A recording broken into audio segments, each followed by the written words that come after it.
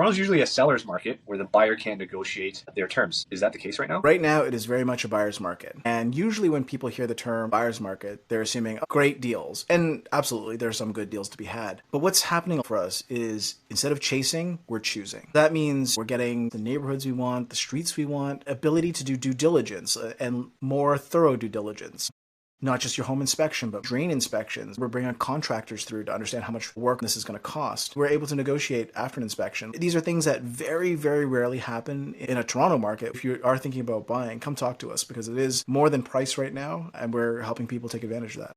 So is it worth buying now if I'm not planning to build or renovate right away? Absolutely. One of the things that we really care about is not just present value of a property, but future value of a property. Appreciation doesn't happen by mistake. It happens because there's future value of a property. What do we mean by this?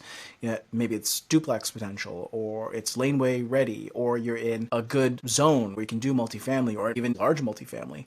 We really care about not what the building and the house is presenting you now, but what could you potentially do with it in the future. This applies to personal residence as well. Are you buying a home where there's not going to be any infrastructure development? Let's say you're on the very outskirts of Milton or Markham, where you're up against the greenbelt. You're not going to see as much growth in those areas as you will in something that's more centrally located, where they will have more growth of population and infrastructure growth. So just a couple of things to keep in mind. That's what we care about. It's not just land banking, it's smart positioning. This kind of stuff is interesting to you, let us know. We're always happy to book a call.